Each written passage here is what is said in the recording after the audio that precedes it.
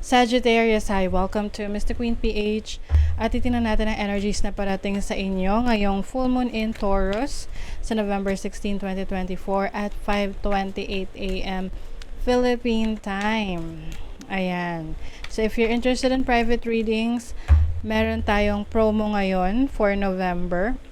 25% discount sa tarot reading services kapag nag-book kayo. So, meron tayong link sa description at sa pinned comment. Paki-check nyo na lang yung information. Okay. So, for you Sagittarius, itong full moon in Taurus is happening in your 6th house, which is about your work, your day-to-day life, yung routines ninyo. So, maraming pwedeng mga changes na mangyari. So, some of you, pwedeng meron kayong bagong routine related to your health. Maaring meron kayong ile-let go na isang routine, alam nyo hindi nagwo-work na for you. Example, yung mga dietary na, nagdo-diet kayo. Tapos na-realize nyo, parang hindi nagwo-work yung diet plan na yon. So, mag-change kayo ng diet plan or exercise, exercise routine. Some of you naman sa workplace, pwedeng yung iba, you might be parang relocated or malilipat ng department, Oo. So, a department na kung saan maaring mas magugustuhan ninyo, mas mag-e-enjoy kayo sa trabaho nyo na yan. And then, maaari din yung iba sa inyo meron kayong, you will get, para may decisions ka na unexpected or mabilisan na decision related sa trabaho mo. Meron ka mga babaguhin. Pwede ring bigla na lang marirealize mo na kailangan mong mag-ayos ng bahay, na mag-rearrange ng furnitures, or yung bedroom mo, ililipat mo ng orientation, yung mga gamit, ganon. So, some changes that pwedeng dahil sa feelings mo lang. Like, for example, you're feeling bored. So, gusto mo ngayon may magbago sa paningin mo. Okay, so meron itong opposition sa yung 12th house, which is about your spirituality, yung iyong mental health, anything that is hidden sa'yo. So, yung iba, maaring, kung meron man kayong pinagdadaanan na, challenges, na kayo lang yung nakakaalam, or yung tipong, sarili nyong hamon sa buhay na, hindi nyo na sinasabi sa iba. Sinasarili niyo na lang kasi ayaw niyo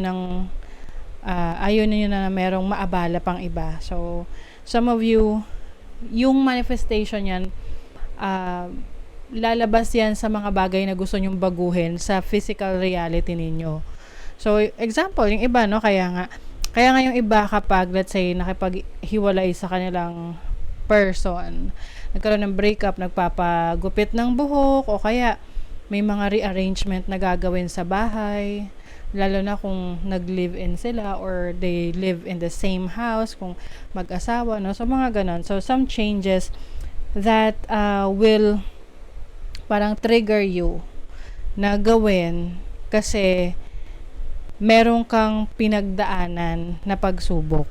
Okay? Some of you merong positive na aspects ito sa inyong home life, family life. Maaring iba sa inyo mas mag-spend kayo ng time sa bahay, hindi muna kayo maglalabas or mag-explore. You just want some peace of mind, you just want to clear your head, maging, alam mo yun, tipong maging malinaw, klaro yung isip ninyo, especially if you're making some decisions in moving to a new job, a new career, or moving to a new place. So, maaaring may mga major decisions kayo na kailangan gawin. You also have a positive aspect sa Pluto, which is in Capricorn in your 2nd house of finances, your assets, abilities. Maaring yung iba sa inyo, you're going to let go of isang bagay na binalyo nyo minsan. So, something that used to have a value in your life. So, ngayon, ile-let go mo na because meron kang paggagamitan nun. Let's say, for example, bebenta mo yung phone mo, bag mo, sasakyan mo, para sa isang bagay na mas sa tingin mo magiging kapaki-pakinabang sa'yo. Or for some of you, pwedeng lang kayo. Gusto lang ninyo na mas merong savings na may something liquid sa inyo. So, pag sinabing may liquid, ibig sabihin yan, cash, cold cash, na pwede mong gastusin anytime. 'Di ba? Oo. And also, maaring some of you will change jobs or career. Oo, na kung saan mas relax or parang, let's say, isang work na nasa office, corporate, medyo toxic, tapos gusto mo home-based ka, work from home, ganon, para less stress for you. Okay, let's see what else. For Sagittarius, you have the Emperor. So this is having the full control of your life, of your career, of yourself, of your decisions. Yung iba, you might see yourself starting a new business. Kaya yung iba, meron kayong ibibentang gamit, bagay, pandagdag sa puhunan na gusto nyong simulang negosyo. You also have the Justice card. Uy. So this is bringing balance into your life, major decision making for some of you. And I think very inspired kayo ngayon na mag-take ng actions doon sa mga matagal nyo ng plano na hindi nyo ginagawa. Oo. You have the Queen of Pentacles. You're going to be focusing more on your finances, your career, your business, your sources of income.